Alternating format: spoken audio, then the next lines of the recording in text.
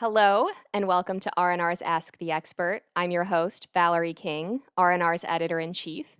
I'm joined today by Jeff Jones and Darren Hudema.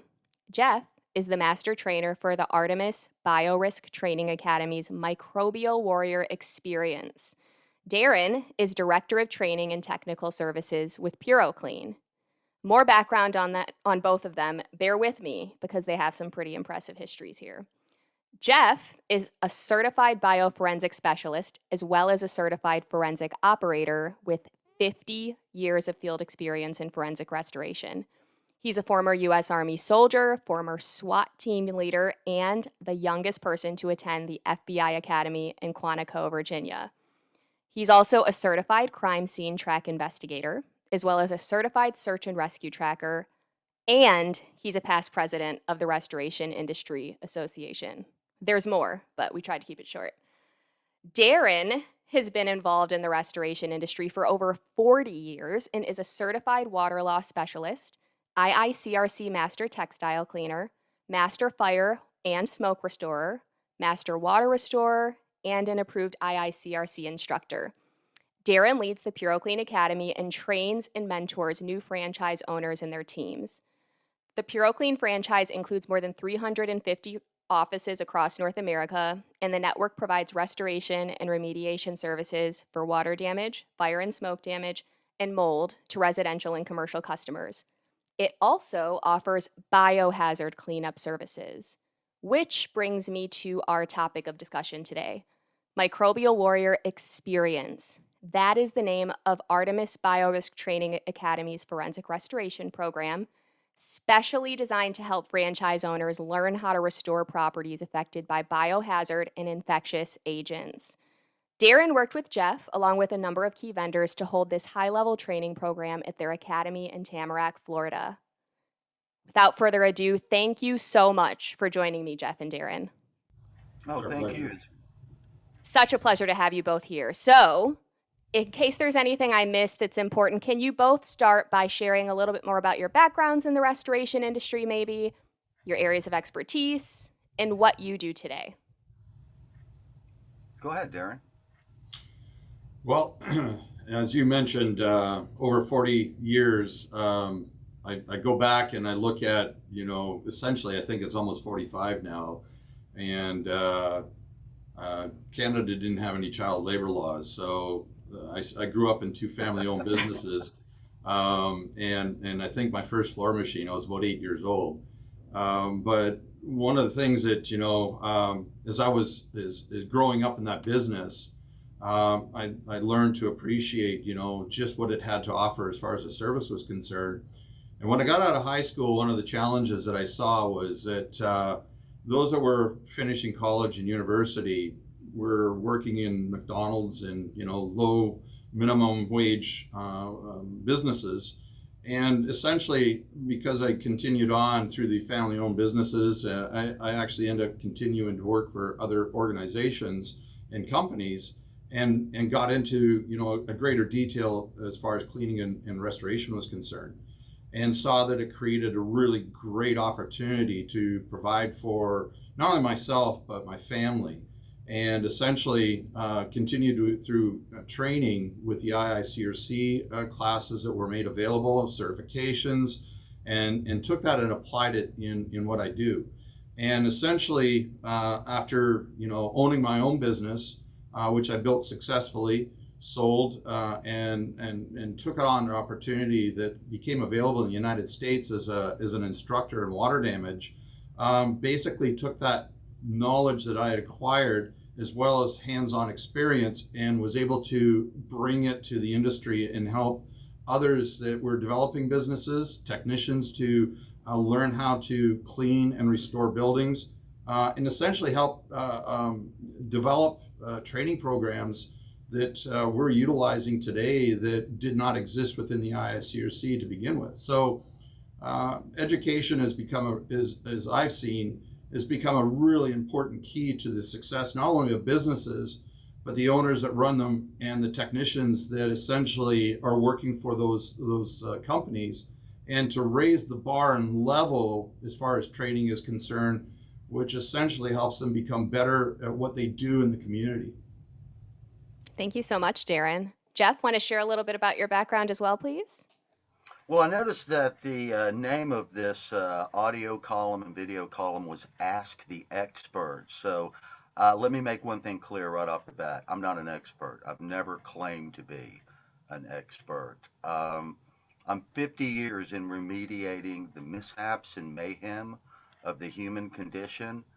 I'm a student. I'm always going to be a student. If you look back in the world of martial arts, back to feudal Japan, there originally were only three colors of belts: white, brown, and black. White meant that you were a brand new student. Brown meant that you'd been coming and training, and now your belt was getting dirty from all the blood, sweat, and tears that you were putting in. And black, maybe after 10 years of training, was just, it's ready to fall apart because you've been training and you've been learning. So when you were awarded your black belt, a ceremonial black belt, it did not mean that you were an expert. It just meant now you're a serious student. I'm a serious student of forensic restoration.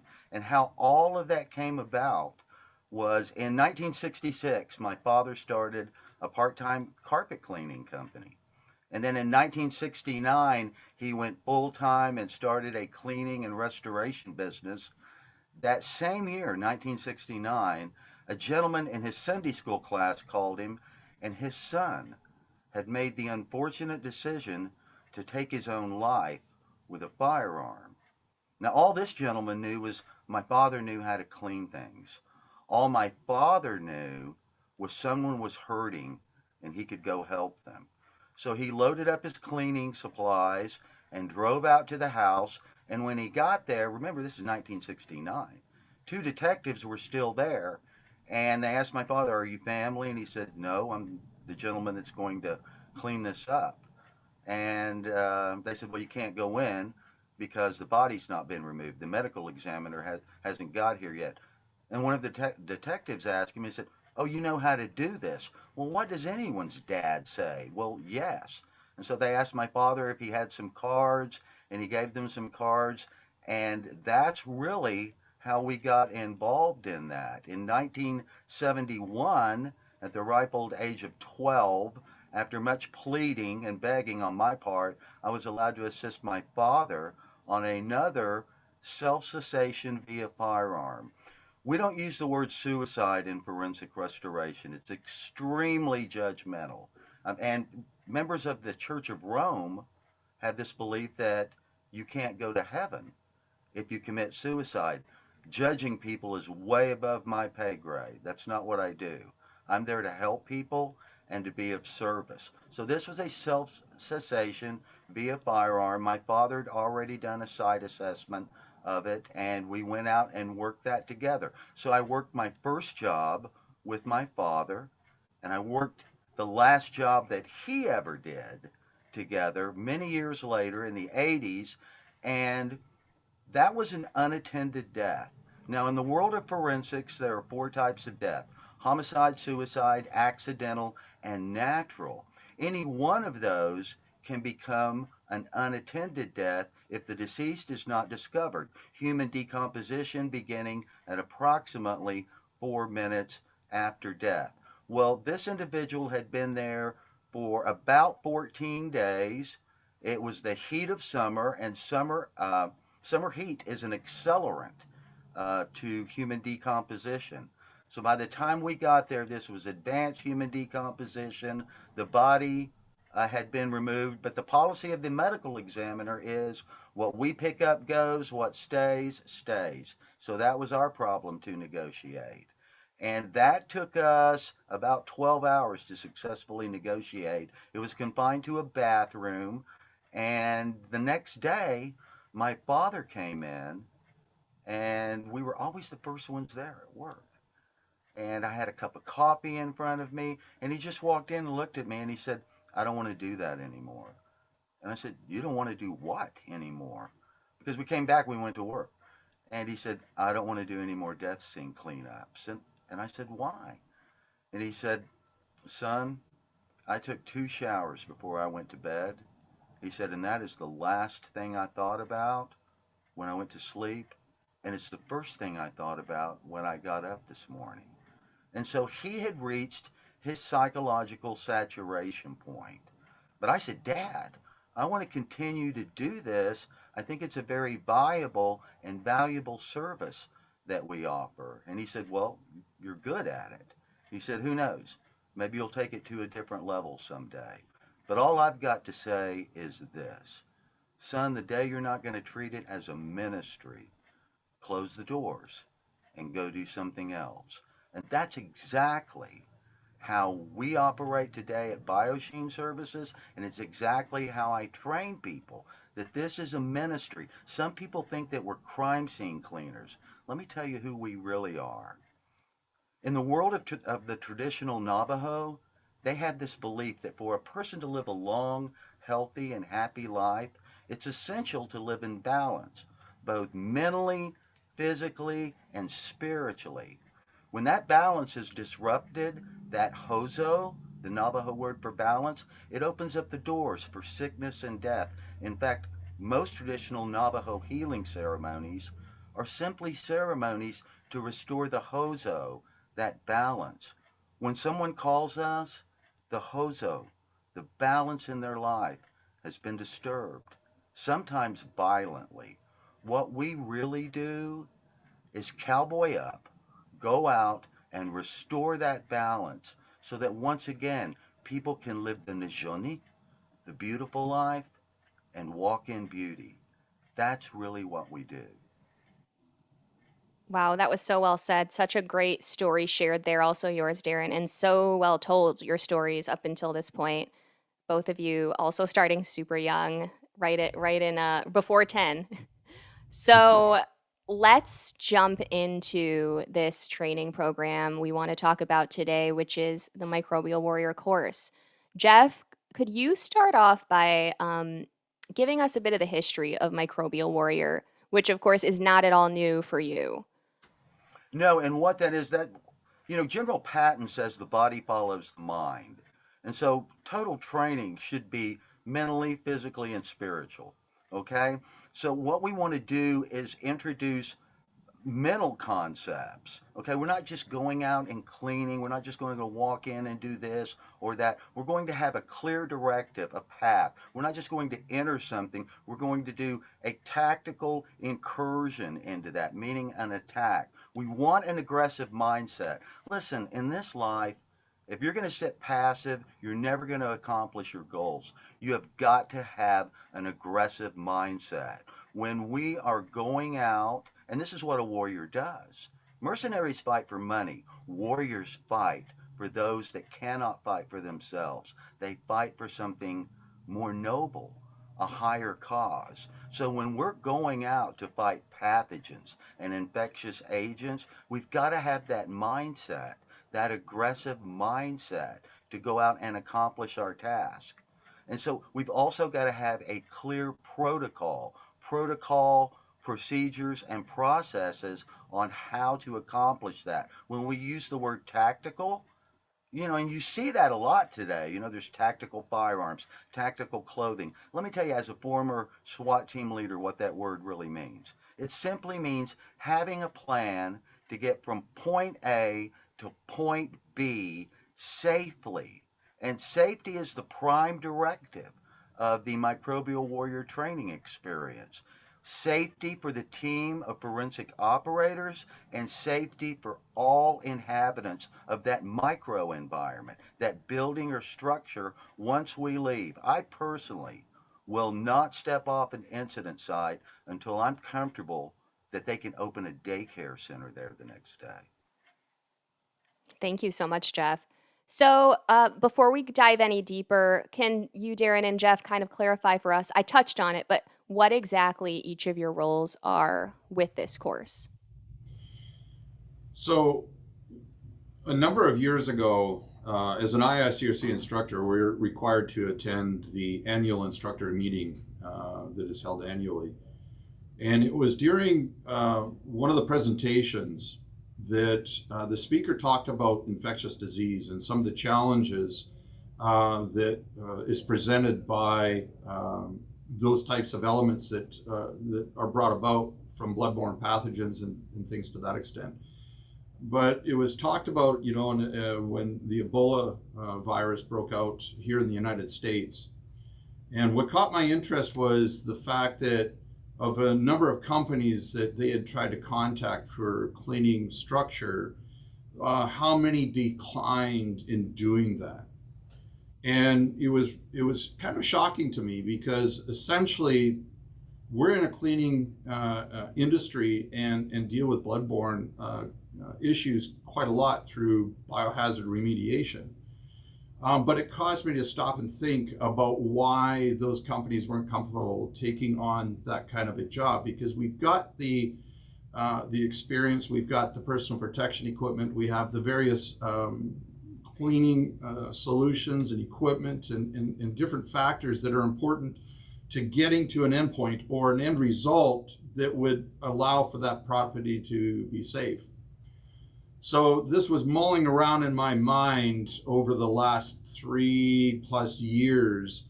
And essentially, by the time I was looking to do something, COVID hit.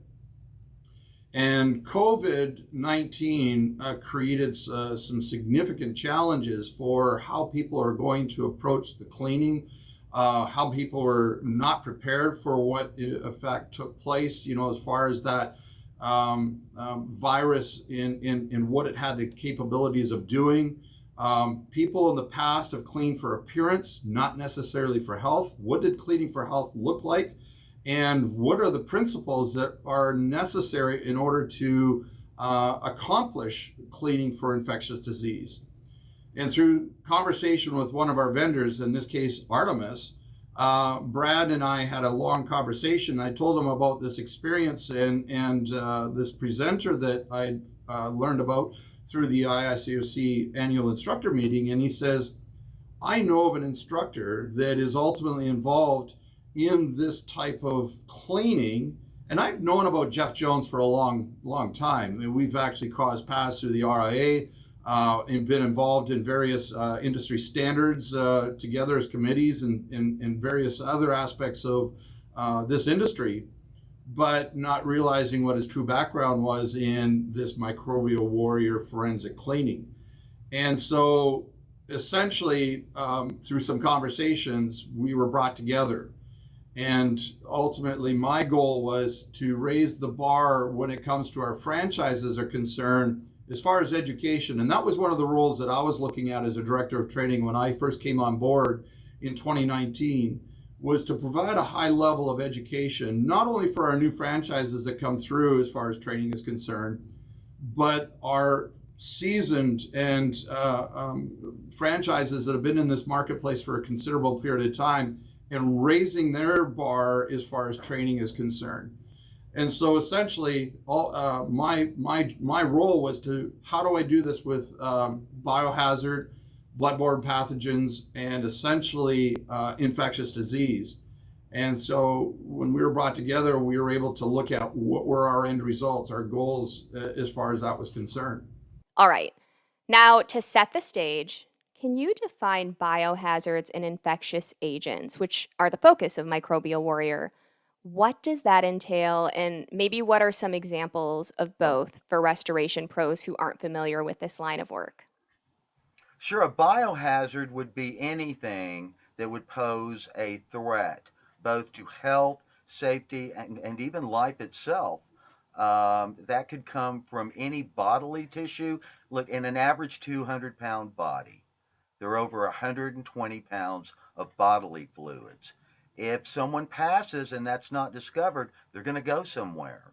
And not everything is crimson red or brain matter gray. Some of these fluids are clear to the eye, and some of them can be tracked and transferred into other areas, not just by first responders or, let's say, in the case of a homicide, by a perpetrator, but if that body is left there, then you have vectors that come in. Flies are a great example. And then flies begin to dine on the host, usually going first for the eyes, the nose, and any type of orifice that they can find. They'll dine, they'll lay eggs, and then they move about. Whatever a living organism digests, that's what it's going to defecate. And so as they move about and landing on different parts of the structure and parts of the contents, those become fomites, meaning objects that are capable of carrying pathogens or diseases. So you've created a whole biological hostile environment. We've got three major components to any forensic restoration project that we need to consider: structure, contents, and indoor air quality, and not necessarily in that order. Infectious agents would be any type of disease or microbial germ pathogen that can be transferred or is contagious. Okay, and let's look at some of the lists. I mean, right now, the big concern is COVID 19. That is an enveloped virus. Okay, that is the bottom of the food chain. That's a white belt. Okay, the whole world just got its butt kicked by a white belt. I had a doctor from the CDC sit in one of my training sessions, and he had been involved with the Ebola response. And so, of course, we went down the Ebola rabbit hole. And then finally, he spoke up and he said, you know, Ebola really doesn't scare me. It's simply an enveloped virus and it's not airborne. That doesn't scare me at all. He said, C. diff, that scares me. And he looked over at me and he said, Jeff, have you done many C. diff jobs? And at that point, this was several years ago, I said, oh, come on, I'm close to 45 years of doing this. Of course, I've done a lot of C. diff jobs. He said, well, you're the man, because that stuff scares me. C. diff is actually a gram-positive bacteria which settles into the intestinal tract, but it leaves and creates a very hardy spore, which is highly contagious. And on an average, about 15 to 20,000 Americans die from it every year, and it is not. Every warrior wants a good death. This is not one. It's highly contagious.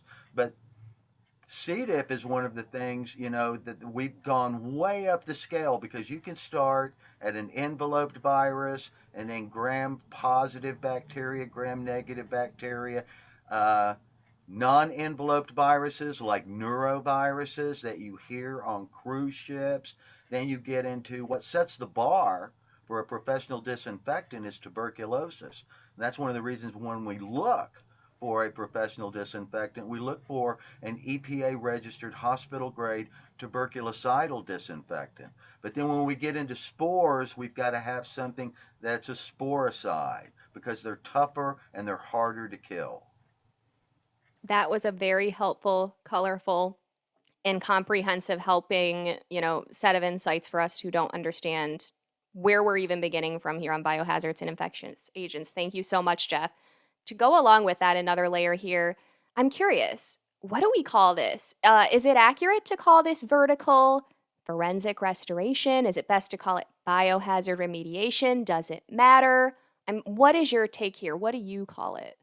In a recent issue of Claims magazine, on the editor's page, they said there's clearly a need for more people that are trained and certified in forensic restoration. They did not say there's a need for more people trained and certified in crime scene cleaning. I've always disdained that term. It's a very narrow and myopic term, okay? Again, in the world of forensics, there's homicide, suicide, accidental, and natural death. How many of those are actually a crime? Homicide. So are you going to tell me you don't do the others? Is it a crime for someone to get sick? Can you recover some bio off someone who got sick? No, you cannot. Okay? Forensic restoration, and if you break that down, and 20 years ago when we started to use this term, actually forensics means a set of arguments for debate or a public forum that can be used in a court of law. If you look further in the dictionary, it says it's based on science. This is scientific restoration. Everything we do is based on the sciences of biorisk management and infection control, and utilizes the techniques of forensic cleaning. And the difference is cleaning is the removal of soil, both visible and invisible. Forensic cleaning is the removal of biological contaminants, both visible and invisible, to prepare surfaces for professional disinfecting. So we're utilizing the sciences of biorisk management and infection control, the techniques of forensic cleaning, and professional disinfecting. Wow, I am so glad I asked, and I'm so glad I asked you, Jeff. That was a really helpful answer there.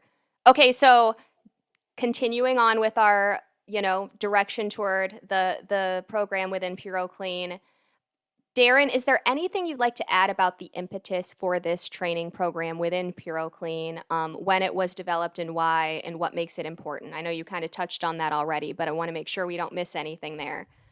Well, as I mentioned beforehand, looking at companies that weren't comfortable in dealing with infectious disease. Jeff mentioned Ebola, and it being a norovirus, or not norovirus, but a coronavirus or an envelope virus, essentially falling into the same category as what COVID-19 is as far as an infectious disease is concerned. One of the things that was important for me was to make sure that our franchises understood what the principles as far as cleaning are concerned, and what are the proper protocols that are necessary to be able to get the end result that everybody's looking for, and that's a clean building. It's not just going in and spraying and praying, which a lot of contractors have done over the last couple of years, and not look at the actual cleaning protocols that are necessary. CDC laid out important guidelines when it came to cleaning, and then the application thereof. But when you're looking at infectious disease, it's not just about the cleaning process. It's also making sure that we're approaching it in a safe manner. And that, as Jeff mentioned earlier, the prime directive being safety, now comes down to what do we do as individuals in how we approach a job that is an unattended death, or it has a known outbreak, for example. So now it comes down to what we do personally as far as our personal protection equipment is concerned, how we approach that job, and the essentials that are necessary in order for us to get the end result that we're looking for. One, making sure our teams are looking out for each other. What does that look like? Making sure that we ourselves are aware of what's going on around us, and that how we approach the building becomes important too. Because a lot of times you'll see cross-contamination that occurs because of not properly entering or exiting a building, or having protocols that are in place about how you're bringing materials in or out of the building. And ultimately, as Jeff talked about, vectors. So there was a lot of layers that I was learning about that essentially became important as to why we decided that we wanted to go down the road in bringing in this Microbial Warrior class to help raise the bar as far as our franchises were concerned, but being able to bring a trustworthy service to our clients out there in the marketplace, knowing what it is that we're going in to do, and then knowing what the end point is, or the end goal, and how do we attain that we've actually reached what that goal is, and to do it in a manner that is not taking advantage of the situation in which somebody is dealing with. Because our job, we take very seriously. We're trying to put people's lives back together. And so the tools and principles and how we approach that becomes extremely important. And so we want to make sure that we're doing it respectfully, that we are doing it with empathy, and that although we when we talk to our clients, we don't know what they are going through. So we can't say we understand. So we need to make sure that our approach is one that bodes confidence, not only in ourselves in how we approach the job, but our clients have confidence in what we're bringing to them as far as the service is concerned. And the only way to be able to do that is make sure that we've got the proper training in place to help accomplish those end results as far as goals are concerned and principles. Very good, Darren. So you talked about earlier this being not just for the idea not being just about new franchisees, but seasoned ones. So curious, does that mean this training is open to any PuroClean franchise? Who is this training for, and what are the intended benefits for those particular attendees? So our academy is focused about new franchises that are coming in and helping set the foundation and groundwork for them to go out in the field and have some confidence. But that's not where their training stops. That is only just the beginning of their training. And one of the things that I focus on as the director of training for PuroClean is helping instill into them that training is something that is continuous and never ends. And as Jeff eloquently said, we're all still students. In fact, these last 2 days, I'm actually in a class dealing with learning on mold remediation for sensitized individuals. And why? I actually had somebody in the company say, so why are you going through the training? Because I want to stay abreast of what's being offered out there in the marketplaces, what things are changing in the marketplace, technology, the approaches, the principles constantly are changing in our industry. And so I want to make sure that I stay abreast, but at the end of the day, that our franchises are getting the full opportunity as far as that training is concerned. And so looking for experts. And that's one of the things that I appreciate about Jeff is looking at an expert in his field and being able to bring a product that our seasoned franchises can benefit. And what was unique about this class was when I put it together and looking at who we send invitations out to, we had a mix of both seasoned franchises and franchises that hadn't even opened their doors yet. They had just completed NFT, which is new franchise training. And ultimately to see how these groups were able to come together and work together to really create an interesting dynamic over that 4 days that we provide the training here at the Academy. And it really was a great lesson for all, is that even though we had some new franchises, as far as being introduced to the industry, they brought themselves things that were important as far as education that they've gotten and from other aspects of their life, businesses that they've been in or industries that they've been in, and have our seasoned guys be able to help mentor them in the restoration side of this business. And so the dynamic that we had during that 4 days was really quite incredible, and was one that I don't know if I could duplicate again. That's energizing just to hear about. Okay, so let's talk about the content here, what they're learning. I have a two-pronged question about that. First, can you talk about the techniques that are taught? Well, first of all, there's an established protocol and procedures and processes, and there are three distinct things. But we start initially with how to present yourself. Okay? When people are having the worst days of their lives, the last thing that they want to do is open the door and find a guy with a dirty band in a t-shirt with his hands in a pocket and a ball cap on. It's not very professional. And it just shows a total lack of respect for the client and even yourselves. So in this class, no one's allowed to even walk into the class without a coat and tie on the first day. We're setting a new standard. We're raising the bar in this. Okay, so how do you stand? How do you present yourself? How do you answer the phone? What is the information that you're going to need? That is called the acquisition of critical incident data. Who, what, where, when, how.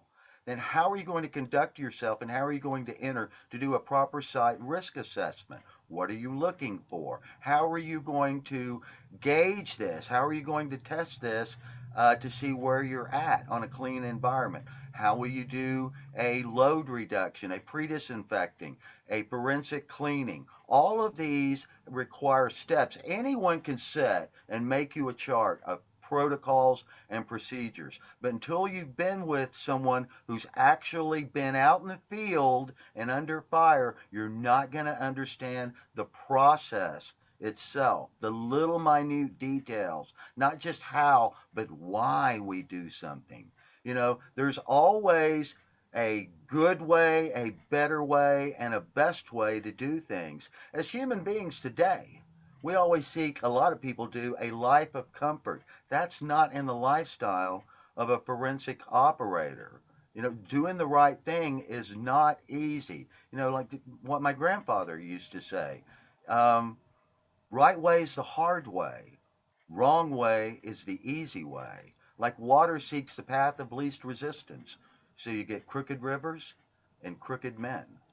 To go in and do this work ethically, morally, professionally requires a commitment of professionalism. You know, we don't say the right thing some of the times. We don't do the right thing part of the times. Excellence is an all time thing. My dad said to me one time, he said, you can chase perfection the rest of your life. That's a lofty goal that you'll never obtain. But if you run fast enough and work hard enough, you just might obtain excellence. Thank you so You know, much, you, Jeff. you raise a really good point, Jeff, because essentially one of the things is, as you mentioned, one of the prime directives of being safety. Um, One of the things that we see a lack of is proper assessments being done before you actually engage into the work. And safety, health and safety assessments are an essential aspect because with what we're dealing with in infectious disease can have dire effects. And so if you're not going in and understanding what those safety factors are to begin with and how you're going to set up controls to protect not only yourself but your crews, that becomes an important factor that could lead to serious failure. And so it's important that how we lead is focused strictly on safety. And one of the things that we found out that if had we not focused on that through that class, we actually end up having some situations that developed that could affect those individuals in a significant way if it wasn't for teamwork, paying attention to what was actually going on and understanding what the signs were that you got compromised guys because of heat exhaustion or whatever factors that could be, having an effect on them in a negative way. And so this class really helped appreciate in a hands-on environment just how fast things can change. And if you didn't have those assessments in place and what it is that you're going to deal with and how to deal with them, that you can actually go in a really bad direction quickly. Thank you. Is there anything you would like to add to this human element we have going on here? There's the emotional, the psychological aspects. Given the situations you guys are walking into and your franchises are, yeah, like what are some of the focus points or areas of coverage when it comes to those difficult human elements? Well, I think that, when we're dealing with this type of the industry, with forensic restoration, we're beyond talking about a spot on the sofa or a spill on the carpet. We're talking about the most wakal, that's the Lakota Sioux word for sacred or holy thing on this planet, and that's human life. Okay, there's not a guidebook for people on how to grieve. And so if you're in this long enough, you're going to deal with a lot of cultures, a lot of people with their own life experiences, and a good thing to do would follow a quote from Bruce Lee, who said, "Become water, become water." Okay, you pour the water into the cup, it becomes the cup. You pour it into a vase, it becomes the vase. You want to be a good conversationalist? Learn to be a good listener. I was at a event unveiling a crime and trauma scene cleaning standard where a lot of people were asking, "What do we say? What do we say?" You know, a lot of times you don't need to say a whole lot. We're so inclined to want to, express what we want to say. We'll use 20 words when six will do. Ernest Hemingway was at a dinner party in New York, and someone at his table said, "I dare you to write a perfect story in 6 words." Hemingway grabbed a napkin and wrote down and handed it back, and it said, "Baby shoes for sale." never worn. 6 words. I'm leaving. The marriage is over. 6 words. There has been a terrible accident. Just 6 words. Do you see the power in just 6 words? I'm sorry. Let me serve you. Those should be the 6 words from a forensic operator. Wow. Yes, I definitely feel the power in those words and being more of a listener and less trying to find all of the words to say because you don't have I just very well said, Jeff. All Yeah, right. Go and ahead. that's one of the principles. When we look at PuroClean, is servant leadership.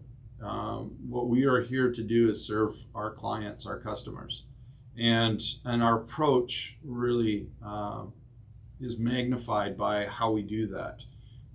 We understand, that they're going through trials times, and it has an effect on them emotionally, psychologically, and so how we come to them as a team, as a company, really has to be magnified in how we understand what it is that they're dealing with. But we can't unless you've actually in fact dealt with something that that they're in fact dealing with. We just have no ability to be able to understand. So you have to come with empathy, compassion, and to be able to help them to see that we're here to help, and we're here to help you. Whether they get back to any kind of normalcy or after such an event, we don't know. But this is one of the steps that can help to do that, and to restore, what has been lost to some extent. Although you can't restore all, and so our responsibility is to do it in the most empathetic, compassionate way, but honest and ethical way, as far as the service is concerned. Thank you. All right, we've talked a little bit about what's covered. I'm curious what kind of training techniques you guys are using, and also what the setting is like, if you could speak to that. Well, the academy that we train out of was established in 2010, and we spent over $1 million in our facilities, and we have a house, a training house. Although before this class was somewhat called the Flood House, which is used for WRT and ASD training, is fully furnished. It's built to local standards as far as building codes and hurricane standards. But essentially, we want to create the most realistic environment that we can when it comes to training, so that they can see hands-on what are all the principles that not only help them attain the end result that they're looking for, which can be, affecting, cleaning. And this is one of the things that was unique about the Microbial Warrior class. We are in a business as far as cleaning is concerned, as Jeff brought out, how we look, what are our tools, what our equipment looks like. Our facility in the back, as far as where our house is concerned, is laid out like a shop should look like. The tools, the equipment, it's neat, organized, tidy, and it represents what it is that we do. How can you represent a cleaning industry if you and yourself don't represent it yourselves? And so we're helping to establish what those principles look like. And then the academy in itself, as far as training is concerned, we've got a technological house we've got infrared cameras and things to that extent to help us see the effects of moisture as it hits it. But at the end of the day, also looking at drying profiles. But as we got into the Microbial Warrior aspect of training was concerned, the detail to cleaning and what those principles were not only apply to what we're looking at as far as biohazard and infectious disease is concerned, but can be carried through to everything else that we do as far as our industry is concerned, whether it's fire, whether it's mold, or any other cleaning that we do in offering our services. How those principles really come to life and essentially affect everything that it is that we do. and helps us to become better cleaners, better owners, better technicians out there in the field, but also raises the bar as far as the industry is concerned as a whole. That's exciting stuff there. So, what is going on here? How's it been going? I'm curious, how many courses have been completed. We're recording this end of August. And how's interest been? And how pleased are you with the results? Personally, I'm really, we've done one class thus far, and one of the things I was in touch with Jeff earlier was to try and establish, some other classes because we've got a lot of interest. We did a 3-hour presentation after this class, and this class is actually presented just before our PuroClean convention in June. It was a pre-convention training program. And essentially, Jeff was gracious enough to do a 3-hour presentation during convention, and the room was full. It was packed. And we had a lot that said, we wish we could have gotten into the room and been a part of the training. And the buzz that occurred from the pre-convention training that we did with the Microbial Warrior class, and then the presentation that Jeff did for convention, there was a lot of conversations that happened over the course of those 3 days that really helped us appreciate we were on the right track and that we put the right program together. And essentially, we've got franchises that are calling and saying, we want to go through that class next time you have it. And one of the things, we're in a kind of the farthest point to travel in the United States, near Miami, in Tamarack, Florida here. And so we're strategically looking at where can we place these classes throughout the country for our franchises to get better, benefit as far as reducing travel costs are concerned, things to that extent. But we're looking to hold probably anywhere from 2 to 4 classes a year that are focused strictly on Microbial Warrior. But that's not all that Jeff has the ability to offer. Like we said, we're looking at doing stuff that's external out there, as well as additional training opportunities that he's going to be able to bring to the marketplace through the Artemis Training Academy. Very good. All right, so I would be totally off if I did not capture your perspectives on training and get some takeaways before we leave. So, that said, I'd love to end with takeaways for fellow restoration industry pros. So, first, based on your experience with this course and all the other programs you've both been involved in, what would you say are the key secrets to a successful training program, particularly as it relates to these more technique-focused courses and not so much like the business side courses? Well, let me say this. Little kids learn, warriors train. It is written, Blessed be the Lord my rock. He trains my hands for war and my fingers for battle.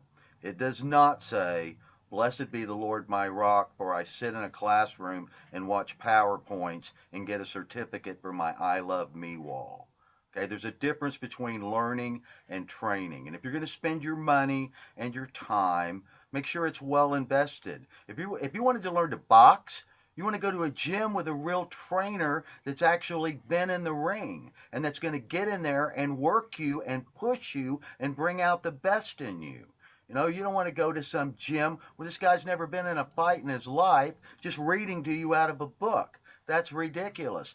A good trainer is also training himself and is never afraid of being challenged or questioned.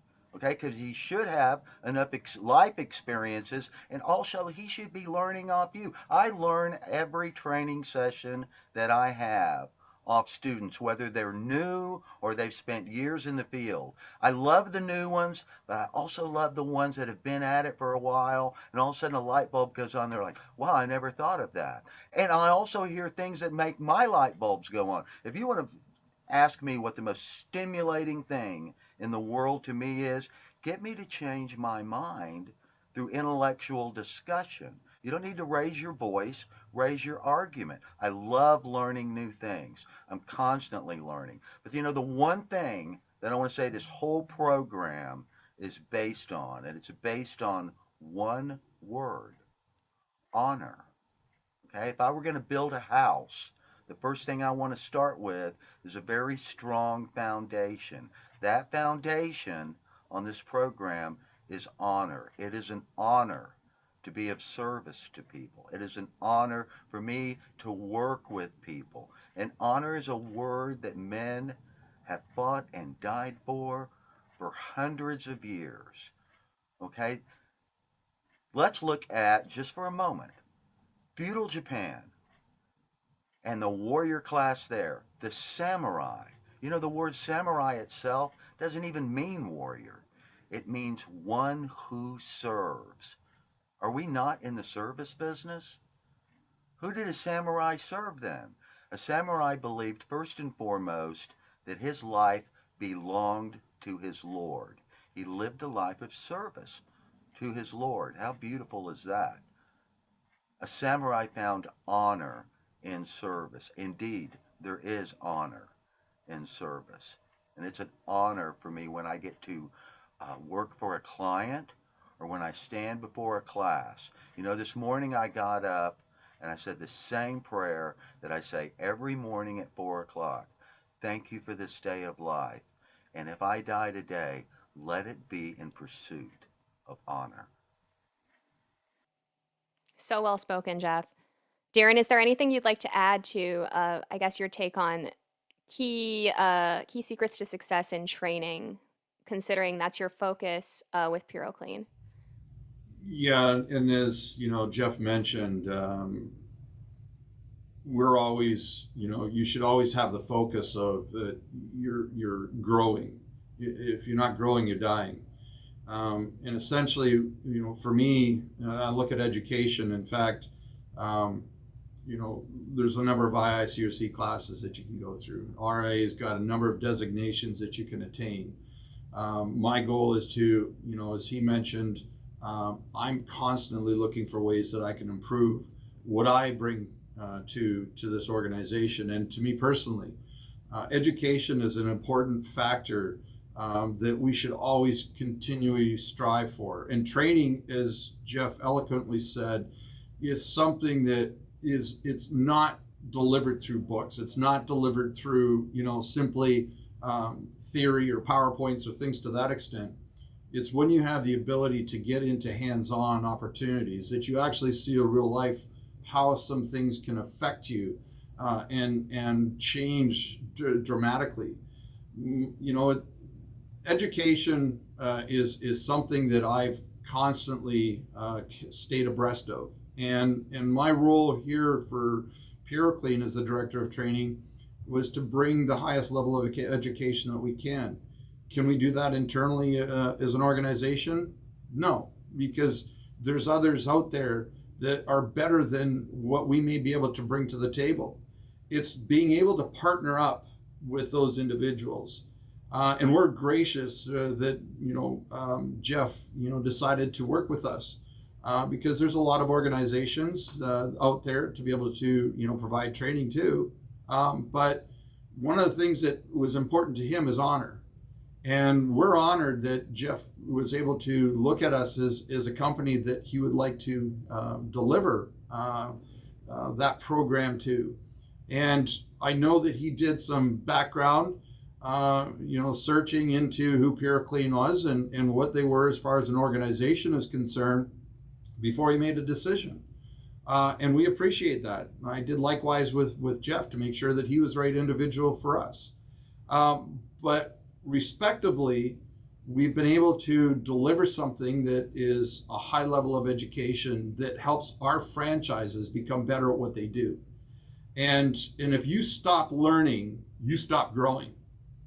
And so one of the things that, as I mentioned beforehand, I'm actually stepping away from a lunch break right now. I'm in the middle of a 2-day training program. And coming up here in November, I'm attending another class with the RIA on fire loss specialist. And essentially why? Because I want to be able to stay abreast. And if you're not staying abreast with what's going on in the marketplace, what's going on in our industry, what's happening as far as the principles are concerned, technology is concerned, And what was unique about this class was us coming together as individuals, working with some key partners and vendors, in which we were able to, within the course of 6 weeks, design a cleaning machine that ultimately has been introduced to the marketplace by sitting down and having a conversation. One of the things that was funny about what ended up, the end result of this coming together is while we were in the experience in April, looking at the tools and equipment that we're going to need to accomplish this class, Jeff says, we're going to need a truck mount. And I said, that ain't happening. And he says, well, without a truck mount, we're not going to be able to accomplish what we're looking for. And I says, well, there's got to be a way that we're able to do this. And looking across the aisle, I happened to see one of our vendors and says, why don't we go and have a conversation with them and see whether or not can they build a portable that would help in the end result of what we need to accomplish. And essentially, we were able to come together, sat down for a few hours, essentially said what that unit needs to incorporate, and have a unit that was designed 6 weeks later and implemented as far as that training program is concerned, and a new piece of equipment that's gone out into the marketplace. And that essentially there was nothing that met those criteria. Well, Specifically designed for forensic specifically restoration. designed. Yeah, and so the vendor that we were able to work with in that regard was CleanRight, and essentially they came and said, yes, we can make this happen. And so that was some of the things that my takeaways is we couldn't have put this class on without the vendors that we had involved, Contec, Foamit, Artemis, CleanRight, Max Air, as well as Jeff and his team and his wife Lori. I tell you what, to be able to see entities come together like that and to be able to deliver an end result that our franchises walked away and said, that was one of the best training programs that we've gone to, and we can't wait for you to do more like that. I know that I've done my job. And I think Jeff can attain to the fact that, yes, he's been able to accomplish his job, but it just doesn't stop there. Because one of the things that we looked at as takeaways is that there's always something that we can learn from one another and what we can do better for the next time. And that's one of the things that we're always looking for. What can we do better that improves what we do the next time? Wow, that's such a beautiful way to talk about the importance of collaboration and work and partnership and working across the industry to make something so impactful come to life.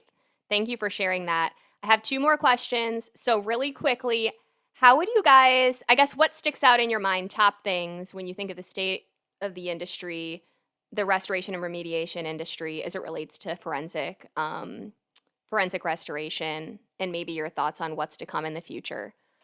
Well, it has been, and even as we speak right now, it's been pretty much the Wild West. Anyone with little or no training can hang out a shingle that says IB crime scene cleaner.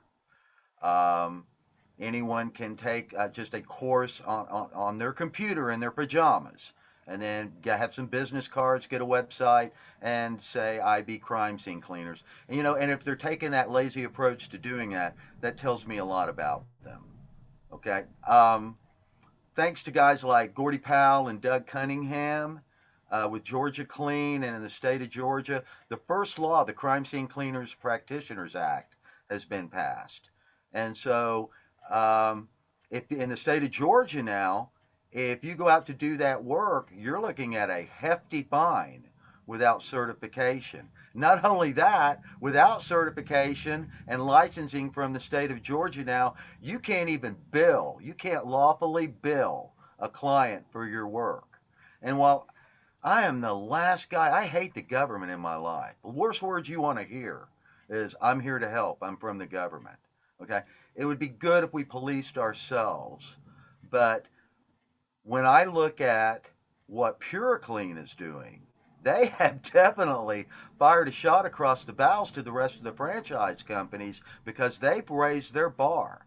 Without this type of training, there's not another franchise that can compete with them in biologically hostile environments because those people now have a roadmap of what to do. One of the uh, attendees, it was a husband and wife team, in the training session, the Microbial Warrior training experience, on the last day of class, they got a call for an unattended death. And it was their first one. They had it scheduled to start the next week. And of course, we stayed in touch via the phone. Beware of anybody that just takes your money, throws you a diploma, and caution to the wind. Okay? These people are like family after spending this time together. It's not just a training experience, it's a crucible. And a crucible is where something goes in, and through intense pressure, comes out something brand new. Okay? That's how they came out. And their first job was trial by fire. I mean, but they had a roadmap. They've got an unattended death of 2 weeks. And that's a lofty job for your first one out. But they were able to successfully negotiate that following their training and the proper protocols, procedures, and processes of forensic restoration. And to see, one of the things that they shared with me in that aspect of things was that they saw the ability of team work together, looking at the fact that they had resources to fall back on, that they had not only us as a support system, they had Jeff as a support system, they had our vendors as a support system for them to be able to take on this job. And one of the things that that franchise mentioned is that she wouldn't have felt comfortable had she not gone through this class to be able to even think about taking on that job. And essentially with Jeff's work and through the direction of our corporate team here, they were able to successfully submit a bid, win the bid, and get the end result that the customer was looking for, and essentially return that structure back to a pre-loss condition, and being able to provide the documentation that showed that they got back to a pre-loss condition through benchmarks, through testing protocols, etc. So they had the support system, and that essentially they wouldn't have had they not been a part of our class and the Microbial Warrior training that they in fact attended only a week beforehand. Thank you both. Okay, to close out this Q&A, any advice for restoration companies who don't do this line of work yet and are considering it? Before they do anything there and add such a line of service, what's your advice to them? Search your heart. Why do you want to do this? I mean, I have people call me looking for jobs, employment, and sometimes I get all the wrong answers when I ask, why do you want to do this? Okay, if it's for money, I mean, there's money in other things. Okay, if you want to live a life of service, okay,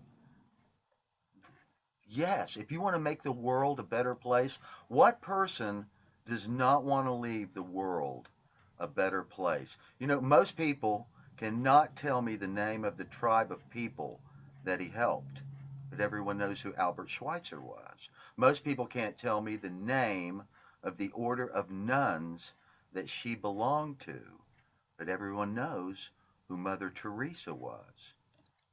They found honor and service. The Bible says that Jesus said the Son of Man came to serve, not be served. Could I be any greater than that? I think not.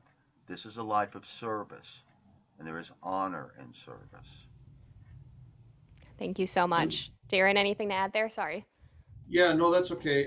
You know, one of the things that I look at, you know, as far as a service business is concerned, it's one thing to have book knowledge, but it's another to be able to have hands-on knowledge and training. And, you know, you're seeing a lot of classes that are being offered virtually today. And I think it's doing a disservice to our industry for a lot of different reasons. You're not learning what the principles are and why they work. It's not until you understand what you do and why you do it that really helps you appreciate hands-on training and being able to go in a real life environment and be able to see all the prime directive safety factors that are important, to understanding what those cleaning principles are and why those steps become important to a successful end result. And to be able to see just how fast an environment can change on you, and what the effects are that it has on your team. As I mentioned earlier, we had 3-4 individuals that we came close to crashing because of temperature, humidity aspects, working in the personal protection equipment. And here we're teaching principles about watching out for each other and teamwork. And that if you're not paying attention to what they're, telltale signs of when they are starting to become compromised, what to do. And essentially, my role was I'm watching everybody, but I'm also watching the teams, as well as Jeff watching those teams and seeing somebody that's starting to change physically and saying, you need to stop and take him out of that environment, set him down, doff his gear, and start to see exactly what these symptoms are that are affecting him. And if one's going down, essentially what's happening with the rest of the team in there, and start paying attention. Things changed within a very short period of time because the environment changed. And so we ended up having to shut things down and take a different approach as to what we're going to do moving forward. You don't learn that in virtual training, and you don't learn just how fast an environment changes in virtual training. And so my recommendation, as far as an industry is concerned, is take advantage of the hands-on training that's available to you. Going to these facilities that have hands-on training, learning how to set up proper containment, how to properly don and doff equipment. What are the telltale signs that you got guys that are potentially going down, and what to do about it, and how fast to deal with it. Those are all important factors that you can't learn in virtual training. These environments that we do with hands-on gives you the ability to see real time. And did we plan for guys to go down? No. But the environment that we work here, it's warm, it's humid, and essentially those are real life examples of what you are going to face out there in the field. And unless you actually have had the opportunity to see, we're not here to create any safety issues. But safety issues present themselves and magnify themselves because of the environments that we're working in. And so unless you've got proper training to how to deal with those safety factors and have done proper risk assessments and understand what those risk assessments are and why they are an important part of your business, do you understand what the end result is when something starts to go bad on you? And so when my primary responsibility and my recommendation to everybody that's out there in the marketplace, as far as this industry is concerned, training should never stop. And you should be sending your technicians, and you yourselves as business owners should be going through the hands-on training that are being provided for you. And it's not just water damage. It's just not mold remediation, through the MRT classes. It comes down to even this industry as far as biohazard and infectious disease. And when you go through a class like this, it'll affect everything that you do as a company moving forward in the services that you provide. I think there couldn't be a more appropriate way to close out this conversation. The importance of training, impactful training, and ongoing education. I cannot thank you both enough, Jeff and Darren, for joining me and pouring so much time and insight and perspective and takeaways for our listeners. It's been amazing. This may be a record-breaking episode here. Before we go, where can our listeners go to learn more about you? That being the Microbial Warriors training and PuroClean.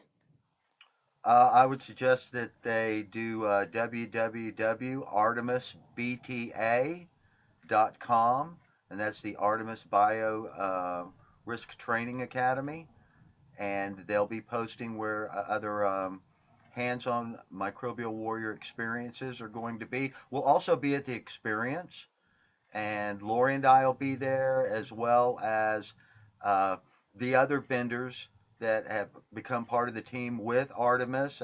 Contact, Foamit, Max Airs. We've got our own little section over there. We're going to be doing some demonstrations on proper ATP testing, proper cleaning techniques. We'll be doing demos on load reduction, preconditioning, and things of that nature. So look for the Artemis Biorisk Training Academy. Darren?